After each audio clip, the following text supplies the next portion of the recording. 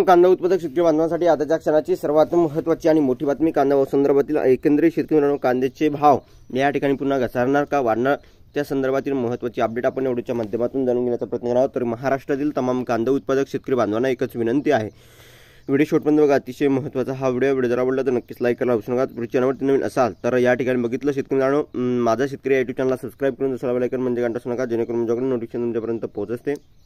चला तर मित्रांनो, व्हिडिओला सुरुवात करूया। करू शकता अत्यंत महत्त्वाची अपडेट आहे। बफर स्टॉक मधील कांदा बाजारात येणार, कांद्याचे दर पुन्हा कोसळण्याची भीती त्या संदर्भातील महत्त्वाची अपडेट आहे।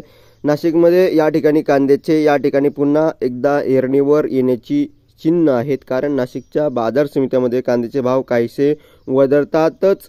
आता नाफेड आणि NCFने खरेदी केलेला बफर स्टॉक मधील कांदा बाजारात आणण्याची हालचाली सुरू आहे। बफर स्टॉक मधील कांदा बाजारात आणण्यास दर कोसळण्याची भीती आहे। पाहूया एक रिपोर्ट। कांदा नाशिक जिल्ह्यातील शेतकऱ्यांना अत्यंत जिव्हाळ्याचा विषय म्हणजे नुकताच कांद्याला बाजार समित्यात सरासरी 35 ते 250 रुपये भाव मिळून लागल्याने शेतकऱ्यांमध्ये काहीशी समाधान वातावरण निर्माण झालं आहे। मात्र शेतकऱ्यांचा हा आनंदाला पुन्हा एकदा विरजन या ठिकाणी पडण्याची चिन्ह आहे, कारण कांद्याचे भाव नियंत्रणात ठेवण्यासाठी केंद्राकडून नाफेड आणि NCF मार्फत खरेदी केलेल्या कांद्याला बफर स्टॉकमध्ये आता बाजारात आणण्याची हालचाली सुरू आहे।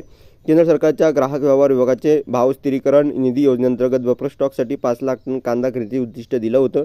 त्यापैकी खरेदी करून साठवणूक केलेला बफर स्टॉकमधील कांदा बाजारात आणण्याची हालचाली सुरू असल्याची माहिती सूत्रांनी दिली आहे। मात्र याबाबत दर कोसळून शेतकरी ग्राहक दोघांचीही फटका बसण्याची शक्यता वर्तवली जात आहे। परंतु सध्या तरी काही घाबरून जायची गरज नाही। अशा प्रकारच्या फेक न्यूज सोशल मीडियावर व्हायरल होत असतात, त्यामुळे शेतकरी बांधव एकाच टायमिंगला या ठिकाणी बाजार समितीमध्ये गर्दी करता, आवक वाढवतो। आवक वाढली की भावात तुम्हाला माहिती आहे भाव कोसळण्याचं सूत्र या ठिकाणी मागणीच्या तुलनेने पुरवठा जर वाढला तर भावात घसरण होते, मागणीच्या तुलनेने पुरवठा जर कमी झाला तर भावात वाढ होत असते। तसंच काही या ठिकाणी फेक न्यूज आहे आणि अफवा असल्याचं या ठिकाणी तुम्हाला सांगतोय। अशा बातम्यांना बळी पडू नका। आपल्याला जेव्हा कांदा विकायचा तेव्हा विका, टप्प्याटप्प्याने विका। धन्यवाद।